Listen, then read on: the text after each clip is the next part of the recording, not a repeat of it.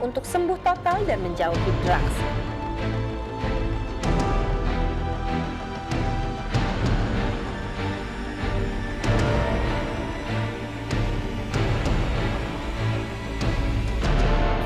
Saya sejujurnya saya nggak mau jadi seorang morfinis itu, saya nggak kepengen gitu. Tapi keadaan yang membuat saya harus seperti itu.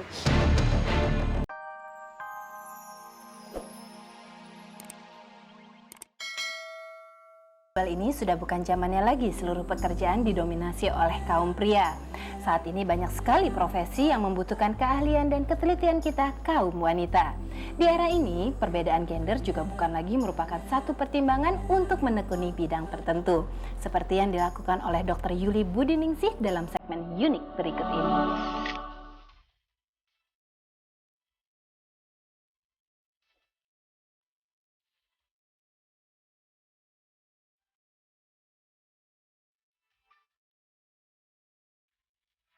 Ya, saya lulus dari Fakultas Kedokteran UI tahun 1986. Saya langsung menikah waktu itu dan kebetulan suami saya juga seorang dokter. Lalu saya masuk bagian forensik ini tahun 1987. Jadi begitu selesai saya langsung masuk ke sini. Waktu itu sebagai staf ya, tapi langsung ikut pendidikan dokter spesialis. Tahun 91 saya selesai sebagai spesialis forensik dan bekerja di FKUI sebagai staf pengajar sampai sekarang.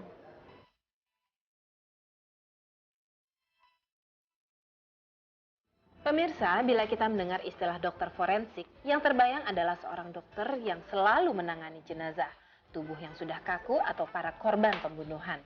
Tentu saja bayangan itu tidak sepenuhnya salah, tapi tidak juga benar semuanya.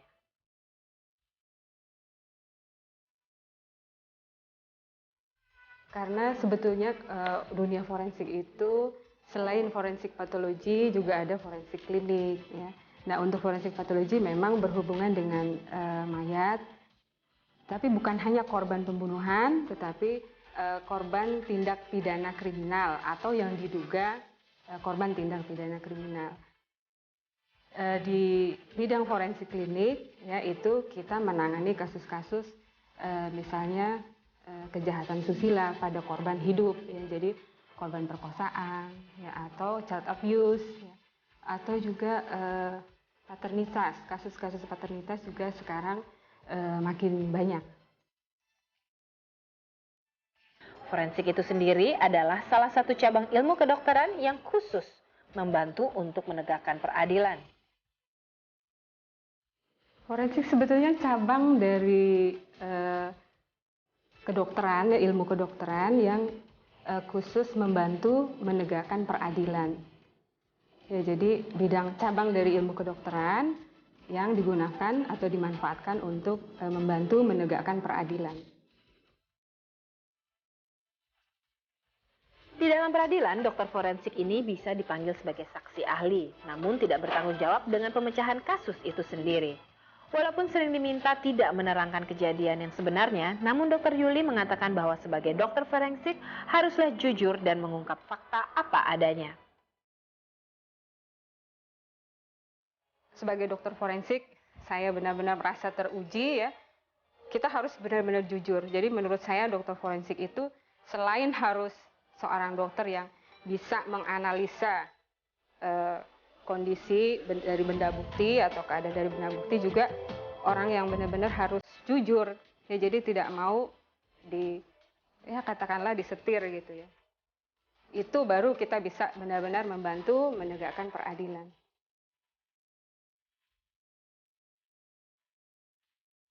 Awalnya ia hanya mengajar praklinik, namun lowongan yang tersedia adalah menjadi dokter forensik. Setelah dicoba selama 6 bulan, ternyata Dr. Yuli merasa cocok dengan bidang ini. Bukan cita-cita sejak awal ya, jadi pada waktu itu begitu saya lulus dari Fakultas Kedokteran UI tahun 1986, saya sudah menikah ya, dan saya mencari tempat atau lowongan pekerjaan, maunya sih jadi staf pengajar di bidang preklinik. Karena saya pikir dengan bekerja di sana saya akan punya banyak waktu untuk keluarga. Ya, tetapi pimpinan fakultas pada waktu itu, Prof. Markum almarhum, ya mengatakan tidak ada tempat dan malah saya ditawarkan masuk ke bagian forensik atau anatomi. Ya setelah saya pikir-pikir, ya saya coba forensik aja deh, kelihatannya lebih menarik. Dan saya janji saya coba 6 bulan, kalau misalnya 6 bulan nggak betah, saya mundur gitu. Ternyata terus sampai sekarang gitu. Nah di situ memang mulanya tuh waktu awal 3 bulan pertama ya, karena setiap hari melihat kasus-kasus serem, nah, itu malamnya kadang-kadang masih terbawa, ya terbayang kasus-kasus yang serem. Tapi itu cuma kira-kira 3 bulan. Setelah itu saya bisa melupakan gitu kasus-kasus yang di forensik. Saya lihat di sini ya udah nggak usah ikut-ikut ke rumah gitu. Dokter forensik yang berjenis kelamin wanita di Indonesia ini hanya ada 5 orang, termasuk Dokter Yuli.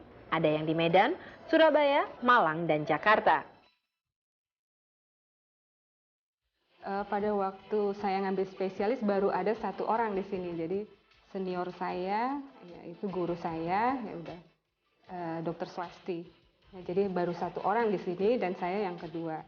Ya, tapi di tempat-tempat lain atau di center lain ada juga yang mereka semua udah jauh lebih senior dari saya, seperti di Medan ada Dokter Nurbama, lalu di Surabaya ada Dokter Kartika, di Malang juga ada Dokter Ngesti.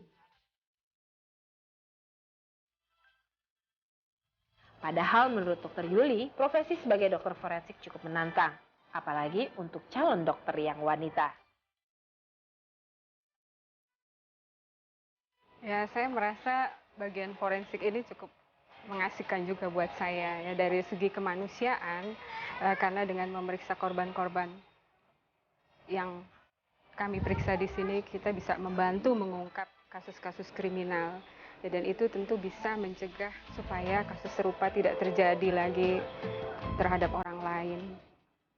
Nah, untuk dokter-dokter muda perempuan, saya menghimbau supaya bisa bergabung dengan kami karena di sini kami sangat membutuhkan kehadiran Anda. Kita bisa mengembangkan bagian lebih jauh lagi. Ya, banyak potensi yang bisa kita kembangkan di sini ya, mungkin dari segi labnya ya, atau dari segi pelayanannya terhadap klien yang saat ini meningkat. Jadi marilah sama-sama kita bangun bagian forensik.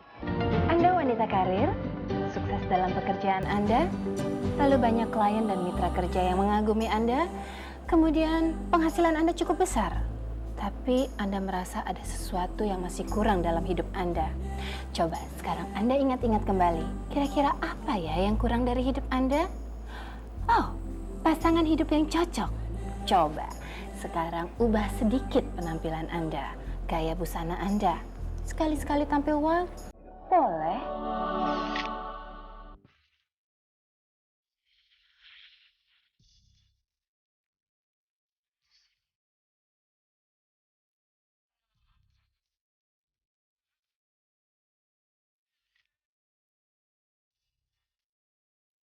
Pemirsa, sebagai wanita bekerja yang mempunyai jabatan tinggi, terkadang kita merasa sulit mencari atau menemukan pasangan yang kita anggap sesuai dengan kriteria yang kita miliki.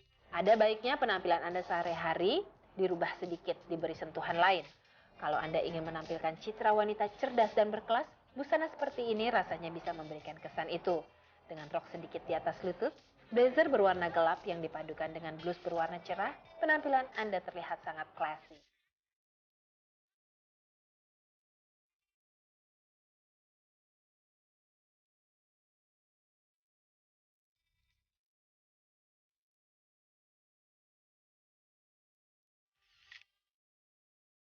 Perhatikan juga model tas kerja Anda. Tas kerja seperti ini dengan bahan dasar kulit, namun kesannya tetap feminin, sudah menandakan bahwa Anda adalah seorang wanita pekerja yang tidak hanya memikirkan pekerjaan, tapi juga memperhatikan penampilan.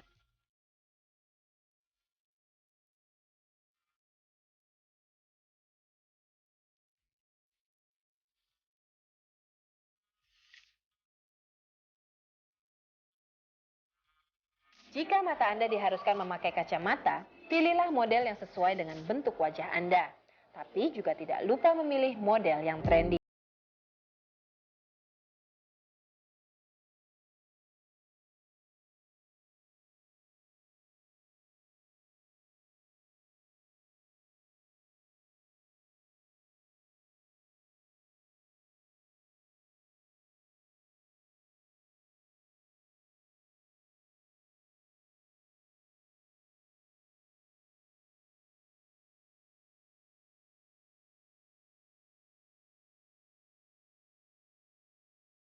Tampil berani sesekali.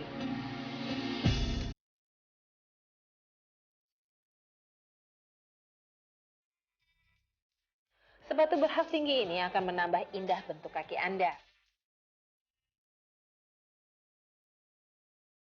Apalagi ditambah dengan warna tas yang merah menyala ini. Make up yang ringan namun tegas, rambut terurai rapi, dan aksesori lain yang menunjang akan membuat penampilan Anda semakin mempesona. Tapi jangan lupa, tambahkan senyum manis di bibir Anda. Dengan penampilan smart ataupun seksi, Anda para wanita karir tidak perlu takut kesulitan menemukan pria yang cocok. Nah, kalau Anda mendengar kata true story, mungkin yang tersirat dalam pikiran Anda adalah kisah sedih yang mengharukan. Memang tidak salah, setiap orang punya cerita masing-masing, dari yang paling sedih sampai yang paling menggembirakan. Tapi true story baru bermanfaat dan berguna bagi kita kalau memang ada segi positif yang bisa diambil dari sana. Baiklah wanita, kita simak true story dari seseorang yang berusaha bangkit dari kegagalan dan keputusasaan.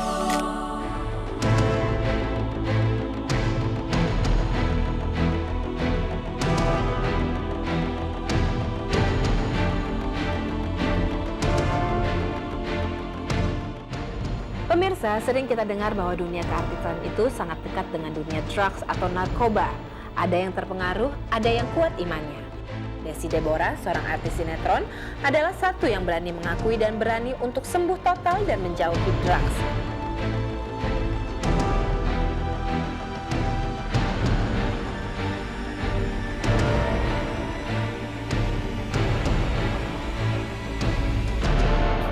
Saya sejujurnya saya nggak mau jadi seorang morfinis itu, saya nggak kepengen gitu. Tapi keadaan yang membuat saya harus seperti itu.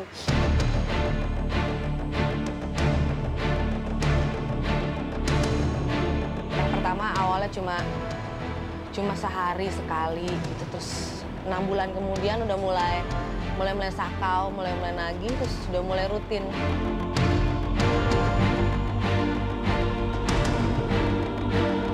Mandi putau dulu, saya mau makan putau dulu, ya tahun 95 awal deh, saya mulai ngedrop badan saya.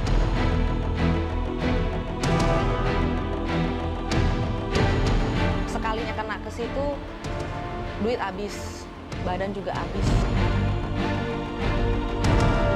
Kalau sakaunya itu yang sangat luar biasa banget, gimana dari ujung kepala ke ujung kaki itu sakitnya minta ampun, sakit banget.